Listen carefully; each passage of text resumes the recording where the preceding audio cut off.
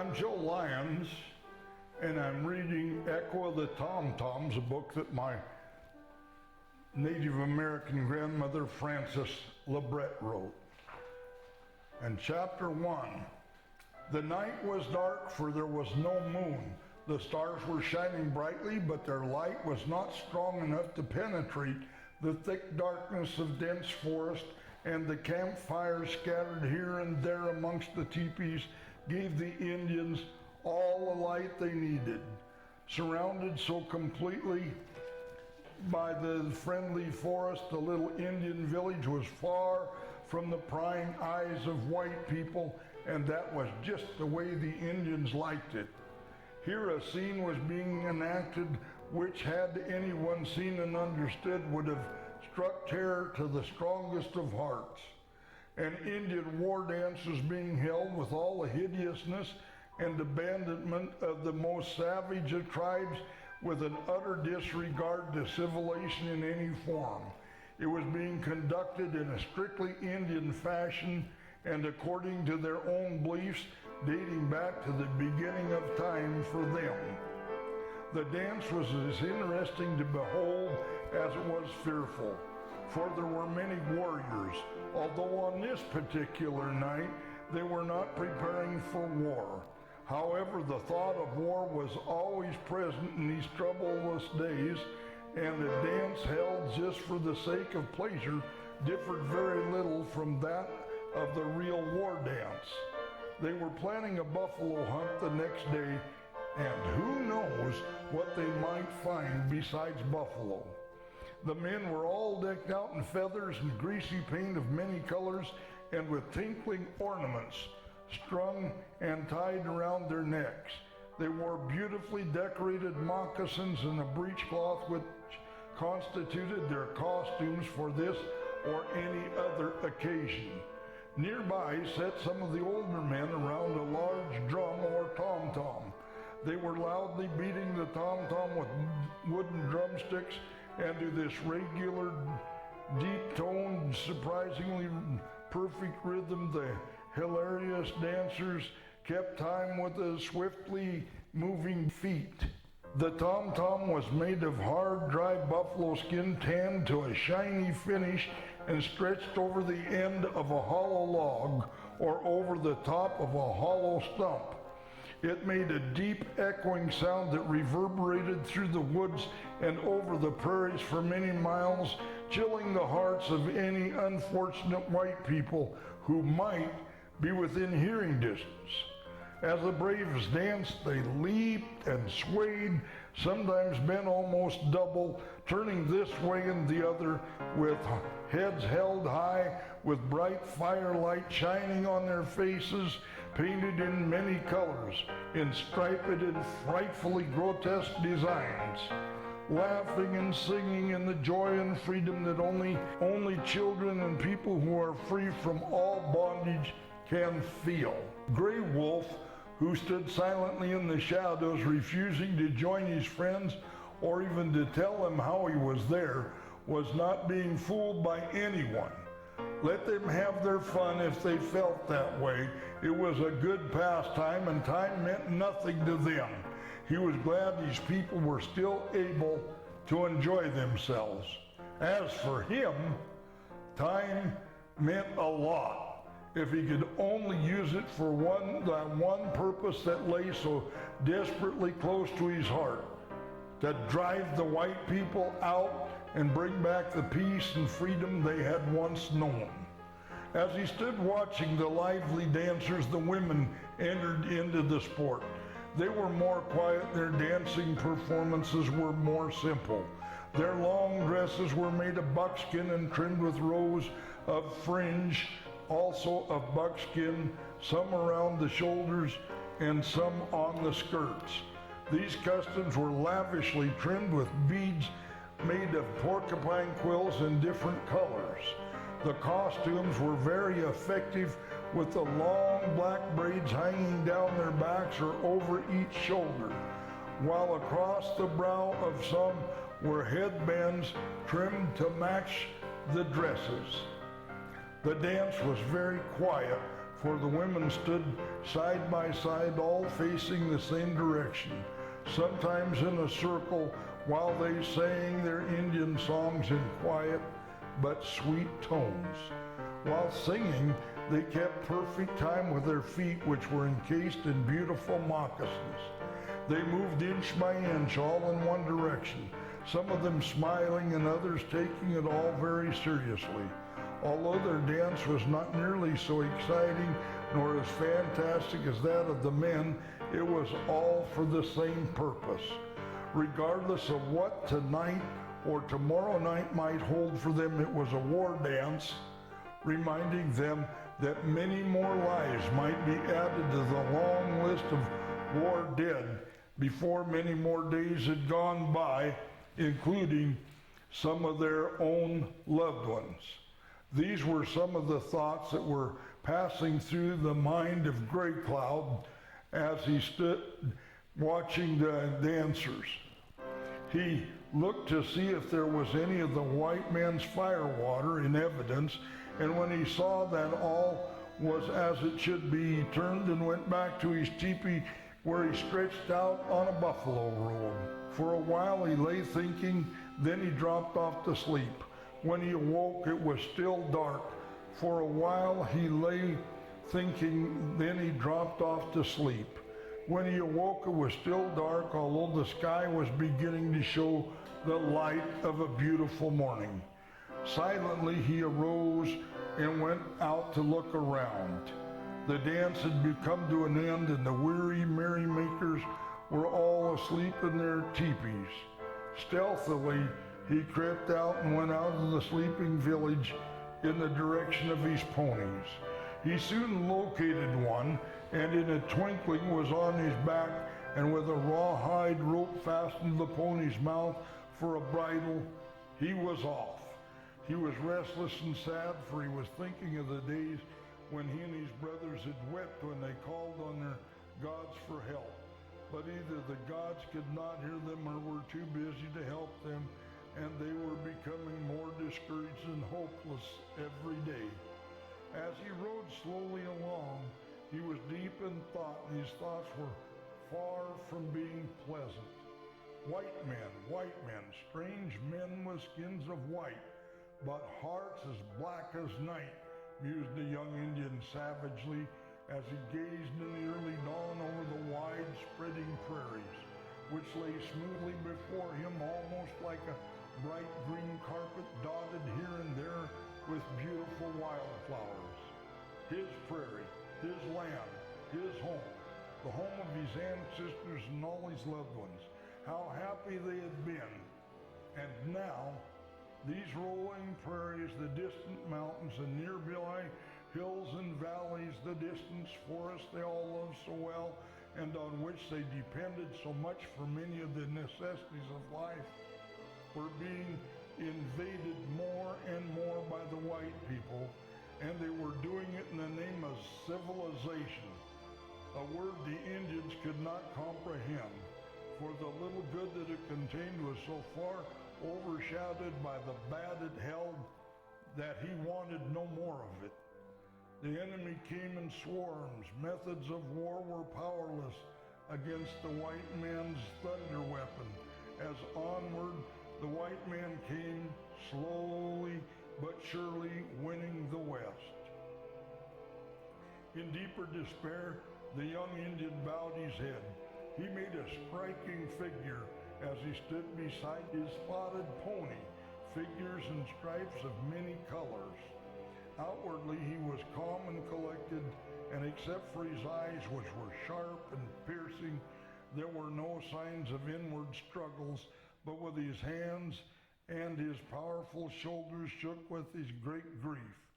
Then he turned blindly to his pony, standing quietly by, and springing lightly upon his back, he turned and rode swiftly toward the village, the place which was still home to him and where he still dwelt with the people who were dearer than life to him. How long they would be allowed to live there was something that only time could tell.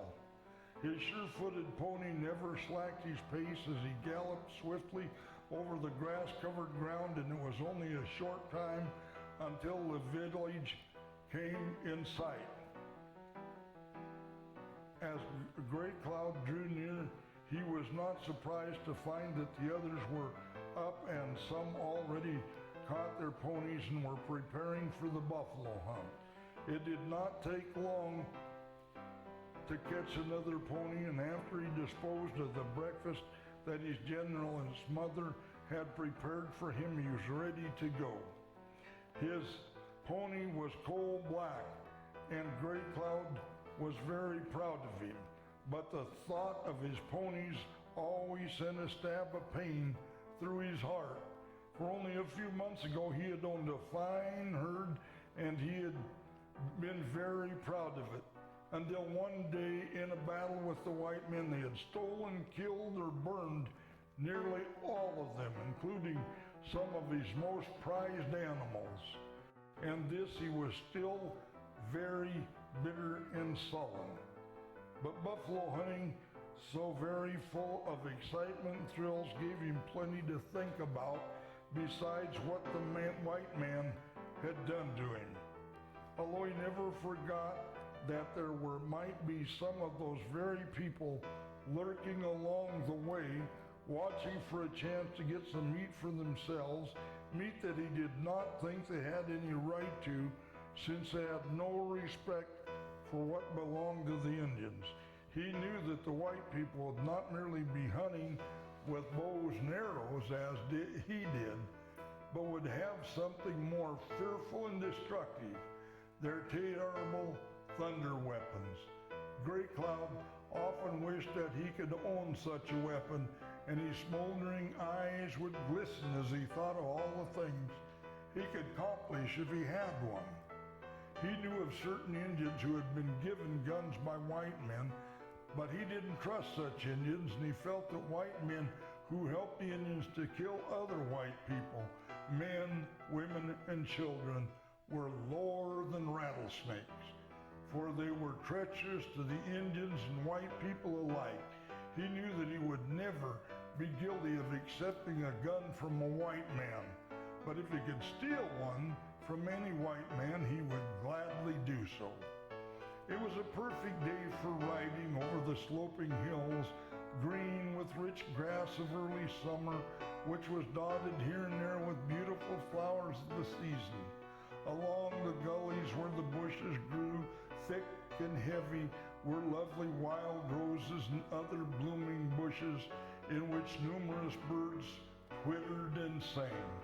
Wending its cheery way through this restful setting rippled a lively mountain stream of clear cold water, and hiding from view the swiftly daring spotted trout.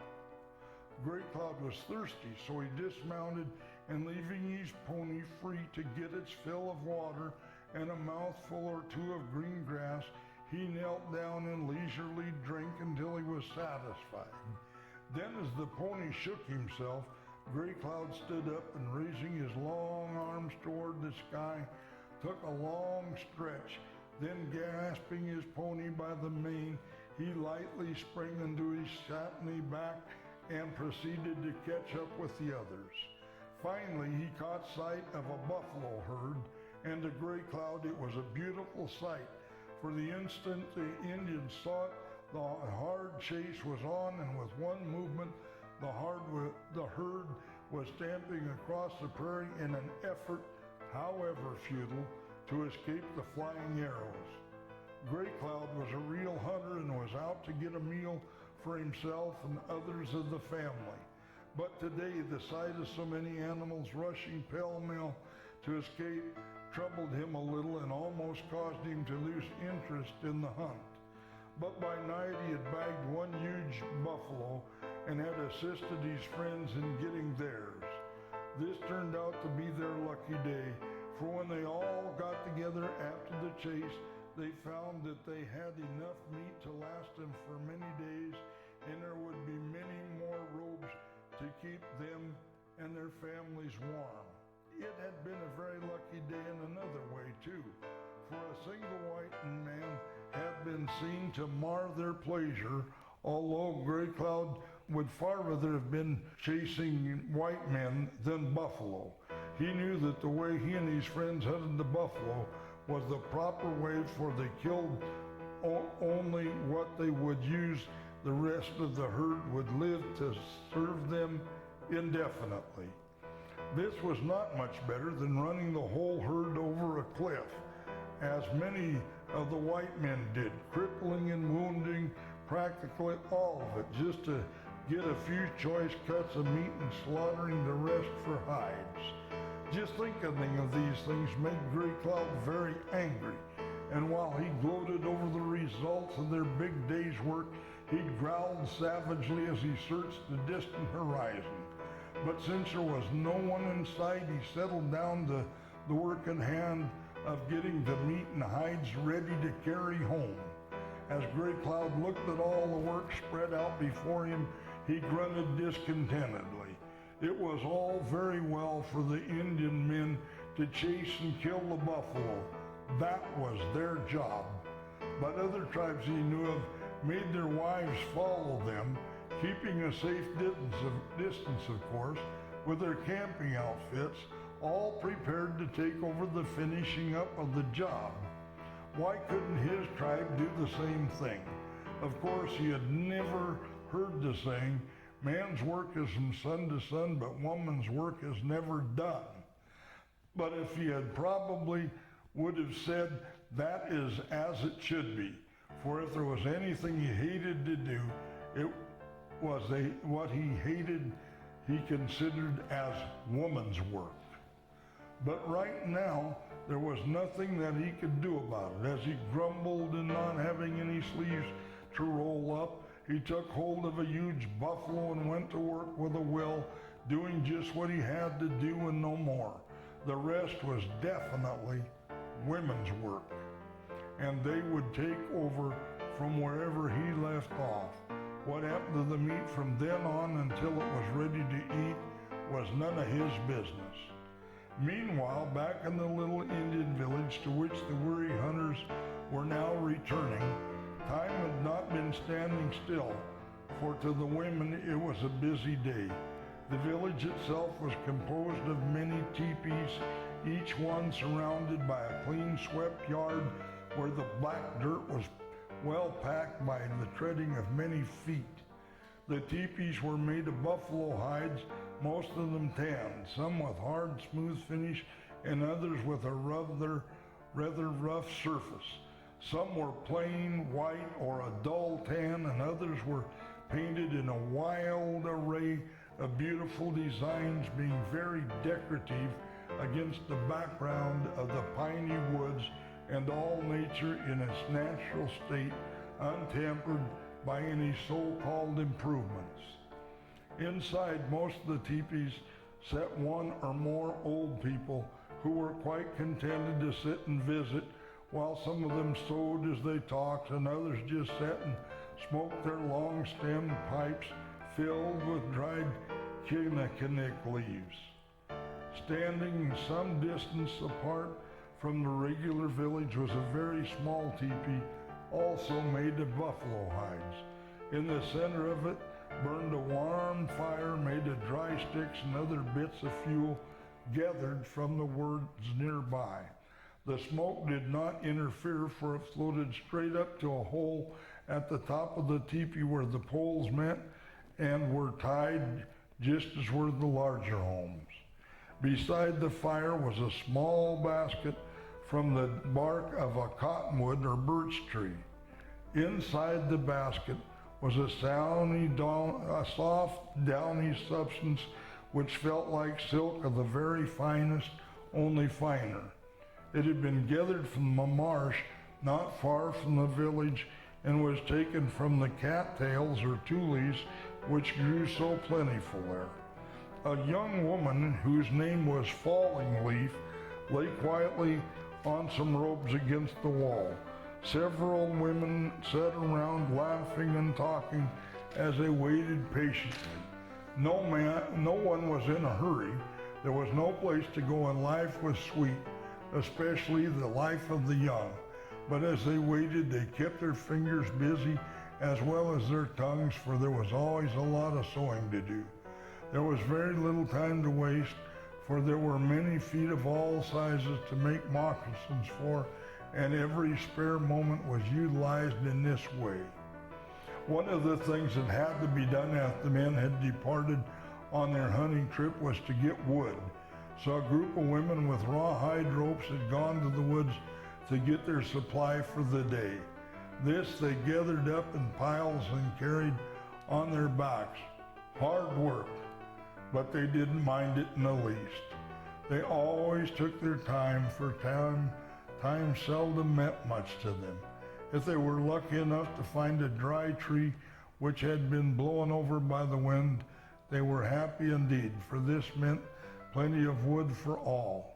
Otherwise, they gathered what limbs, roots, or bark were available to them, for they had no way of cutting the trees down.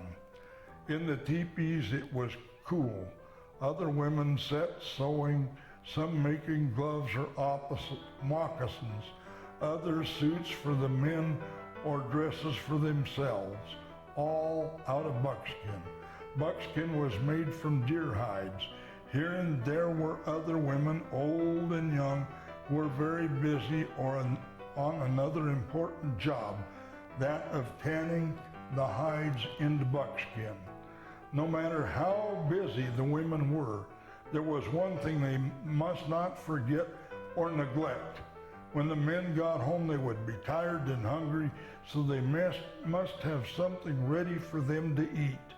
With this thought in mind, they carried on their work while planning and preparing their separate meals for the evening, watching the meat which was already on cooking, and superintending the grinding of roots and berries, which often fell to the younger people who were too young to do the more difficult jobs, or to others who were too old to do much work of any sort. In the meantime, back in the little teepee, the women laughed and joked with Falling Leaf, the sister of Dark Cloud. It had been just a year since her young man had brought a fine deer and laid it on her doormat, by way of confessing to her that she was the only girl in the world for him. His name was Eagle Eyes, and he was a very able young man and also very handsome. So she blushingly consented at the council meeting that followed a few weeks later. This made her his wife, according to the laws of the tribe, and was more binding than many of the more civilized marriage ceremonies, for it meant that all the big chiefs of the tribe were gathered there to unite two of the worthy young people in a marriage that knew no divorce, coming good or bad, sickness or health. Only death should ever draw her away from his side. If for any reason whatsoever he should stray away from her hearth and home, she was to take the blame for not being able to hold her husband, and she would receive no sympathy from the tribe.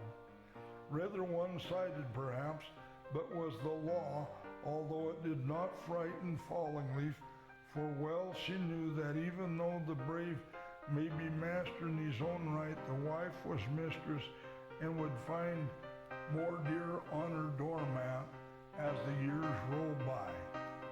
Eagle Eyes was out with the hunters, but that was just the way it should be, for his wife was in good hands. If in secret he worried a little about her, he dared not let it be known, for birth was supposed to be a worry that concerned only the women. But that evening when the hunters returned weary and heavy laden with meat and buffalo hides, they found everybody smiling and happy. In the little teepee, Falling Leaf smiled weakly as she gazed lovingly at the little bundle in the bark basket. For cuddled down in the soft silky lining was a darling baby girl.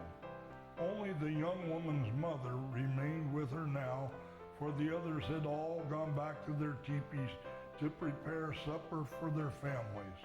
Falling Leaf did not need them anymore. The meals cooked in the various homes were somewhat alike. It was good, healthy, bodybuilding food, as was proved by the stalwart young men bringing home the meat. The fact that there were so many Indians at that time was proof that the way they lived was a healthy one, and that the food they ate was good for them. There was not a great variety to choose from, but they were not a bit choosy. Although on a night such as this, with fresh meat in every home, they would naturally all want fresh meat. All dried meat or salmon would be used at another time. Most of the meals consisted of a meat of some sort, since meat was the staff of life to the Indians and was always served generously. Other foods were served according to the season of the year. At this time of the year, there were wild potatoes and wild onions, with a wide variety of berries to be either made into sauce or eaten by the handful, as many, especially the children, loved them best. Bread was made of white camas, and cakes were made of wild berries, crushed while fresh and dried in little fat patties. Berries were also dried and made into sauce by merely boiling them until well done or by leaving them in their natural state. They were very good this way, especially the huckleberries. Children loved them. Sharp rocks were used for all cutting purposes, and if a family was fortunate enough to have in its possession a rock in which time and the elements had worn a hole in the middle, they had a bowl that had many uses and could be used by all neighbors as well, providing they had in their possession an oblong, round-headed rock with a long neck or some sort of handhold on it. This was the neighboring grinding machine, and in almost any time of the day, you could find someone young or old grinding white camas for bread, berries, for cakes, or anything that needed to be ground. Sometimes the bowls were handmade by women who were very patient workers, for it took much hard work, determination, and perseverance to form a solid rock into a bowl by pounding it in the middle with smaller stones until a hollow in the shape of a bowl was eventually worn into it. But the finished product was well worth the effort and probably gave the owner a feeling of pride and great satisfaction. As the men finally finished supper, they sat around and reviewed over and over the happenings of the day. Some of the stories grew wilder and wilder in the telling. Some of the buffalo grew greatly in size as the storytellers told of how they almost hit them with favorite arrows, but missed by only a fraction of an inch. And as the young men carried on their storytelling, with much fun and laughter, the older men joined in by telling of the wild hunting days they had seen in their time, which likewise grew more fantastically unbelievable and unreasonable until the young men, who were much teasing and joking, finally gave up and listened to their elders, who were conceded to be the best storytellers. By number of snows, they had the most to tell. After keeping this up for a while, a few of them dropped off to sleep, while some, still quite awake, sat cross-legged or stretched out full length on the robes. Some of the older men sat enjoying their pipes, which were made of bone or wood and were filled with kinnikik leaves, which was at the time and still is a very popular smoke amongst the older Indians. Kinnikinick is a plant which grows wild in the forest, spreading its thick, shiny leaves dotted here and there with bright red berries all over the ground, the leaves keeping their bright green coloring winter and summer. During all this time, the women were very busy caring for the meat, cutting it up and spreading some of it out over rocks built over slow-burning fires made of dry cottonwood limbs. Earlier in the evening, the men had attended to the hides by spreading them out on the ground as tightly as possible and fastening them down solidly with stakes driven into the ground. When the women had time, they tanned them and let the men have enough strips to make ropes for their ponies. The women were very particular about their meat before they placed it on the racks made of green willow limbs. They pounded it until it was tender. Then after leaving it on the racks a while, they again took it down and pounded it some more. They finished drying it until it was dry enough to keep well. They did not throw all the bones away, but the best of them were saved for soup. Tomorrow was sure to be a very busy day, and soup would not be hard to make and would be a welcome and nourishing food for the old and young alike. They would just heat some rocks until they were so hot as they could get. They would put them in a basket made of bark and waterproofed, which was already half full of water and meat with plenty of bone added, and instantly the soup would be fiercely boiling. When the rocks cooled, if the meat was not done to suit the cook, more rocks were added or replaced. Those who were lucky enough to have dishes made of buffalo horns, or better yet, tin cups salvaged from some battleground where they had fought some other Indian tribe or with white people, were used. Those without dishes but lucky enough to have spoons made of bone or wood would gather around the pot and help themselves. What happened to those who had neither dish nor spoon was anybody's guess. Occasionally an Indian was fortunate enough to salvage an iron pot or some other cooking utensil from white people who had been unwise enough to wander too far into Indian territory. And these pots and pans were very welcome, especially to the women who had failed to lord it over their friends and neighbors who had been less fortunate in their raids. While cutting up the meat for drying, one thing was not forgotten, namely saving the sinew or gristle.